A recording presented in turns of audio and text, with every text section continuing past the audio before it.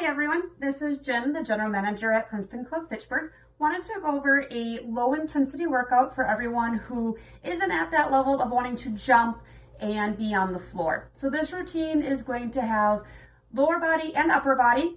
It's designed to do 10 repetitions of each exercise, 3 rounds. So I'm going to go through each exercise with you so that you know how to do each one of them. And then I'll also have it posted what the actual exercises are called and the order of them, so you'll have them in print as well. So here's what the first one is. So first thing is find a chair or table that is sturdy and take a seat. Once you're sitting, put your feet at about a 90-degree angle. You can adjust this as you start going for what's comfortable. And all you're going to do is sit and stand 10 times. You can keep your arms out in front of you to help balance, but you can also hold on to an object to make the exercise even harder. That could be a paint can, a dumbbell, a jug of water, whatever you have handy in the house is just fine. So 10 times. You stand up, sit down, touch, and go. The less time sitting, the better. Touch and go. It is not fast, it's slow and steady. And you're going to repeat this 10 times. Important thing on this one, keep your core tight. Keep your knees behind your toes. You don't want them in front of your toes. And that's going to help you keep good form. Also watch your feet. Make sure that your feet aren't turned in or out. You want them nice and straight. Next exercise is just going to be a common push-up. We do want to encourage our triceps and our chest muscles to work. So this can be done against the wall, putting your hands at chest height and keeping your elbows to your sides. You're going to go in and out against a wall. You can also do it on a table. So I'm going to demonstrate it on the table. Put your hands in a comfortable position on the table. Again, whatever height is comfortable for you. Abs tight. Keep your hips in line with the rest of your body. Down and up 10 times. Nice and slow is the key. Elbows right next to your body. Don't flare them out. That puts stress on your shoulders.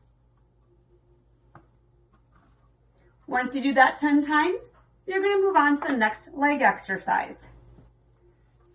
So the next leg exercise you can do with or without a chair. It depends on your level. Without the chair is going to require more balance, so make sure you have a chair or a wall handy in case you lose your balance. I'm going to demonstrate it both ways. So first, you're going to do 10 to the back, and that's called a pulse. You're going to make sure that you use your glutes to squeeze at the top of each one, nice and slow. Then you're going to do the other leg. If you don't need the chair, you don't need to hold on to it. Use your core for stability. Once you get that done, turn to your side and do 10 pulses. If you notice I'm not touching the floor each time, if you need to for balance, you can. This is going to work your hips. And then you're going to do the other side as well, 10 times. So that was your next leg exercise. Don't go too high on any of those.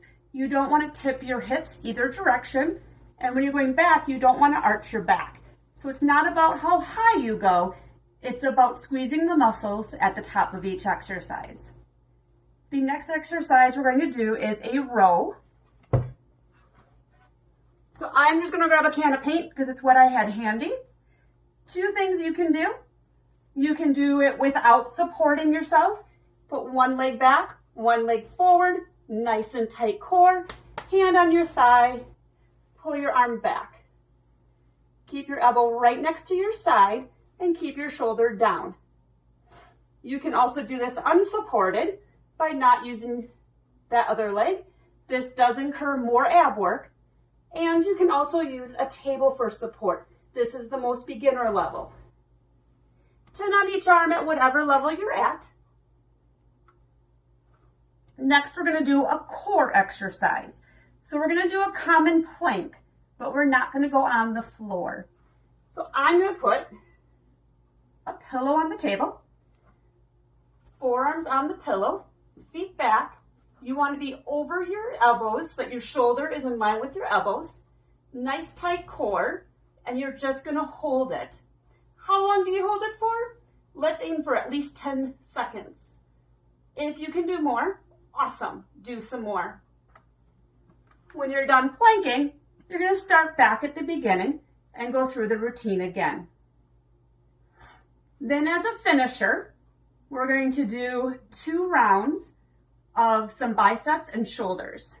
You don't want to do those in the middle of your circuits because you need your biceps and shoulders to stabilize the rest of the movements.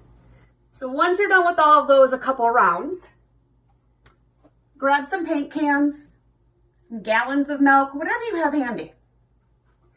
Real simple. Elbows next to your sides, and you're just going to curl whatever you have handy. If you have dumbbells, great. If you don't, a lot of us have paint. 10 of these, simple curl. You don't need to go any higher than this for this exercise. Once you're done with 10 of those, we're going to go right into shoulder raises. So all these is you're going to raise them up and put them back down. No higher than just level with your shoulders, and put them back down. I'll show it from the side.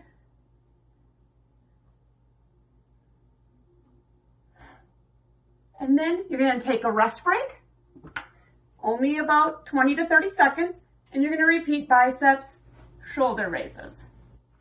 Do that 2 to 3 rounds. That's your workout for today.